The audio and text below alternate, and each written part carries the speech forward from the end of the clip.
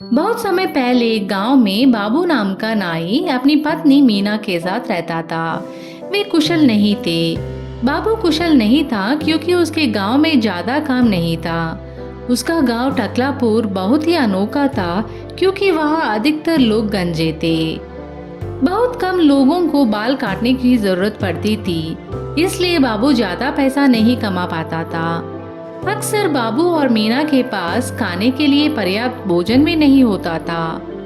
मीना हर दिन बाबू से शिकायत करती, अगर तुम्हारे पास परिवार पालने के साधन नहीं थे तो मुझसे शादी क्यों की। वह गुस्से में कहती, मेरे मायके में तो हर रोज स्वादिष्ट पकवान मिलते थे। मुझे कितना याद आता है वह आलू दम, माछ भात और मेरा स्वादिष्ट मिष्टी दोई। एक दिन दोपहर को जब बाबू आंगन में आराम से सो रहा था तो मीना का गुस्सा फूट पड़ा। वह झाड़ू लेकर उसके पीछे दौड़ी और चिल्लाई, अरे निकम्मे आदमी, क्या तुम कभी ऐसा काम करोगे जिससे ठीक से कमाई हो। मीना सुनो, मेरे पास एक चालाकी भरा आइडिया है। बाबू कुछ कह ही रहा था कि मीना ने बात काट दी। आइडिया? मैं तुम्हारे आइडिया का क्या करूं? क्या इन्हें चावल के साथ खा सकती हूँ? उसने चिल्लाते हुए कहा। इस घटना से बाबू को बहुत अपमानित महसूस हुआ। उसने अपना सामान बांधा और काम की तलाश में गांव छोड़ने का फैसला कर लिया। जाते जाते उसने मीना से कहा, जब तक मैं अमीर नहीं बन जाता मैं तुम्हारा मुंह नहीं देखूंगा। मीना ने उसकी बातों को हंसी में उड़ा दिया। टकलापुर में काम मिलने की उम्मीद कम थी, इसलिए बाबू पड़ोसी गांव केशपुर की ओर चल पड़ा। वहां पहुंचकर वह बहुत खुश था क्योंकि गांव के लोगों के सिरों पर घने लंबे बाल थे।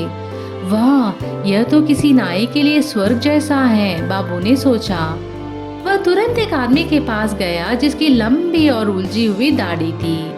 बाबू ने उसकी दाढ़ी काटने की इच्छा प्रकट की, लेकिन वह आदमी जोर से हंस पड़ा और बोला, हम केशपुर वाले बालों को देवता का आशीर्वाद मानते हैं, हम अपने इस वरदान को क्यों काटे।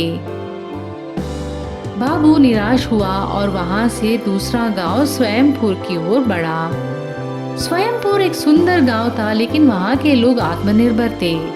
जब बाबू ने एक बुजुर्ग महिला से बाल काटने का काम मांगा तो वह बोली, अरे हमारे गांव में तो हर कोई नाई है, हम अपने सारे काम खुद करते हैं। अब बाबू और भी निराश हो गया। वह और कई गांवों में गया, लेकिन कहीं भी उसे काम नहीं मिला। रात होने पर बाबू जंगल के किनारे पहुंचा। थक कर वह इमली के पेड़ के नीचे सो गया। सोते हुए वह बड़बड़ाने लगा, बाल, दाढ़ी, पैसा। वहीं एक युवा भूत रहता था जिसने बाबू की बात सुन ली। वाह, यह आदमी तो मेरे लिए स्वादिष्ट भोजन हो सकता है, भूत ने सोचा। भूत डरावनी आवाज में चिल्लाया, तुम्हारी मौत का समय आ गया है, मैं तुम्हें खा जाऊंगा। बाबू की आंखें फटी की फटी रह गई। वह भूत को देखकर बुरी तरह कांपने लगा। भूत बोला, अब बताओ, मैं पहले तुम्हारी मोटी बाहें खाऊं या तुम्हारी पतली उंगलियां। बाबू का दिमाग तेजी से चलने लगा।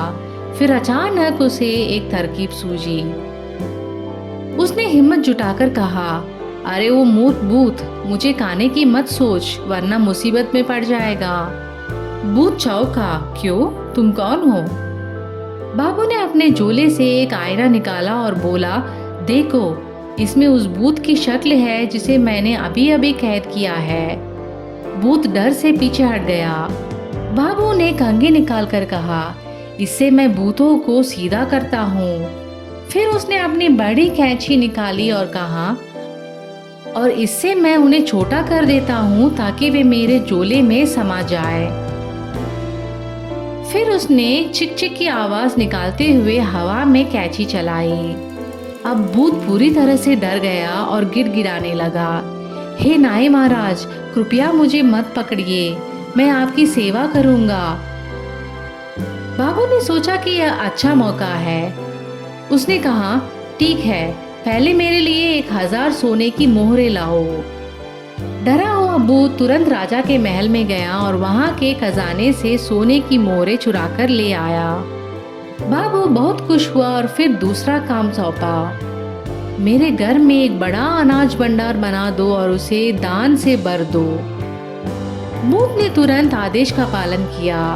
भूत उसी दिन शाम को वापस आया और बोला, अनाज का भंडार तैयार है और दान से भर दिया गया है।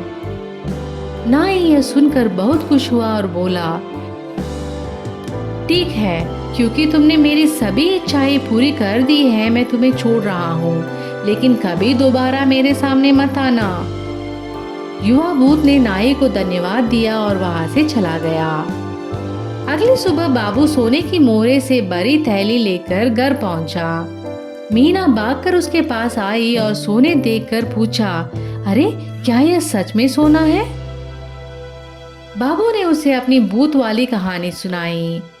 मीना को अब अपने पति पर गर्व हो गया। वे दोनों अब अमीर थे और हमेशा खुशी खुशी रहने लगे। धन्यवाद दोस्तों, अगर आपको यह कहानी अच्छी लगी तो इस चैनल को जरूर सब्सक्राइब करें।